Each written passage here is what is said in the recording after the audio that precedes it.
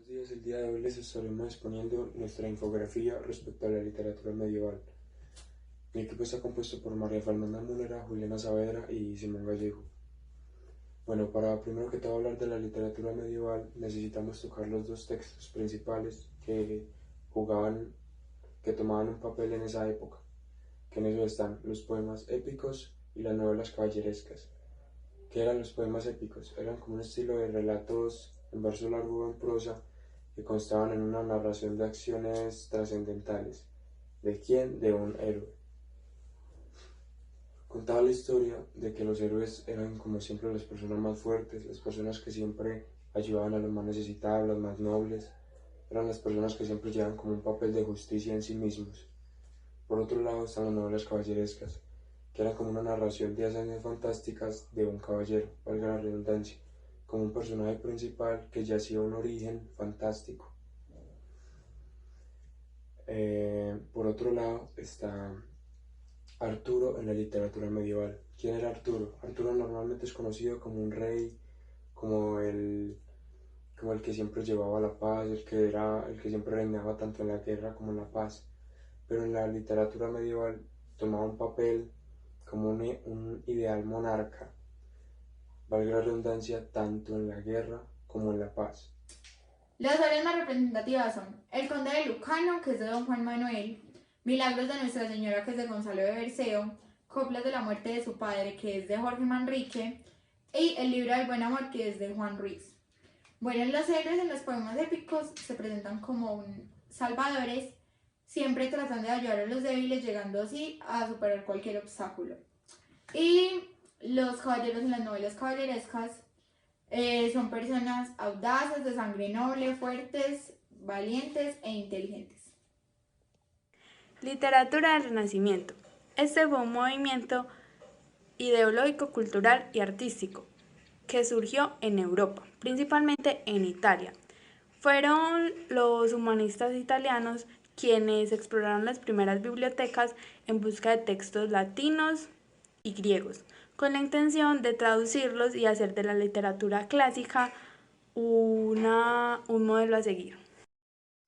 Se caracterizó principalmente por la recuperación de la cultura clásica grecolatina, la valorización del humano y la perfección. Los humanistas toman como modelo literario lo clásico e intentan imitar sus técnicas, géneros e incluso la lengua. Características de la literatura renacentista en Europa. Se dio un retorno a las fuentes culturales griega y latina. Se logró un equilibrio y una simetría en la composición literaria y se rompió con los dogmas artísticos y religiosos en la tradición medieval.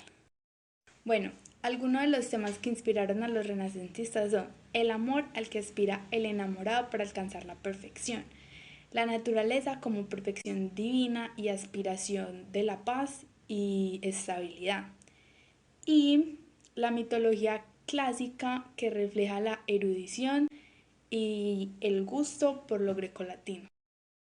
Bueno, las temáticas de estas son la poesía lírica y la poesía narrativa.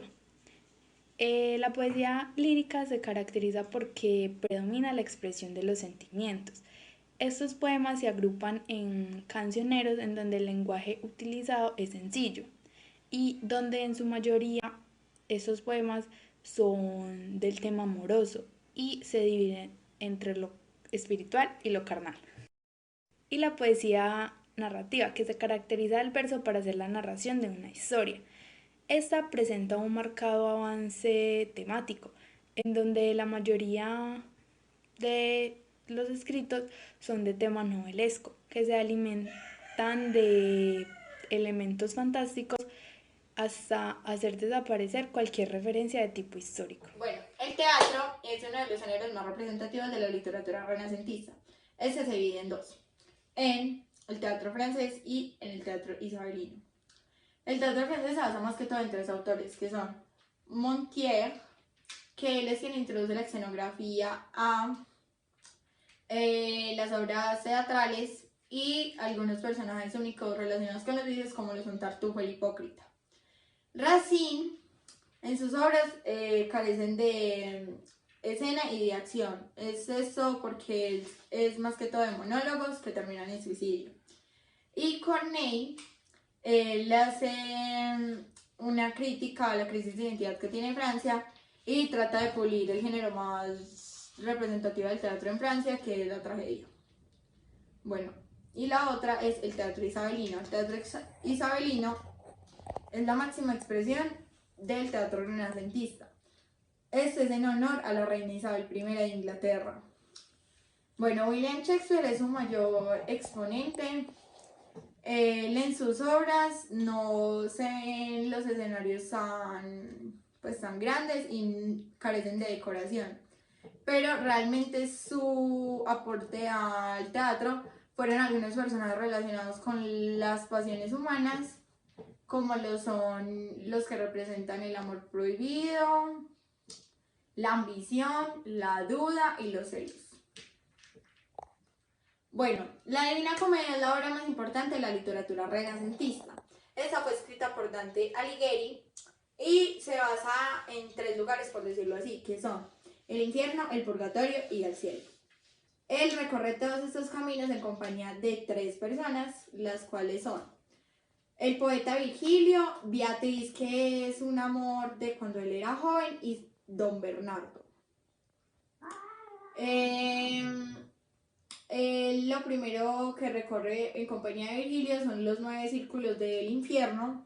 Luego pasan al purgatorio y conforme van subiendo la montaña, en el primer círculo encuentran que se van purgando los pecados como lo son la soberbia, y mientras van subiendo se purgan los pecados como lo son la envidia, la ira, la lujuria, la avaricia, la pereza y la gula.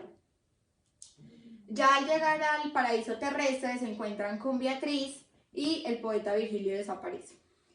En compañía de Beatriz llega al primer cielo, que es el de la luna, y de ahí va resolviendo dudas con algunos santos, y cuando llega a la corte celestial le ruega a Dios para que lo deje describir cómo es este lugar en donde la humanidad está en su máxima dignidad.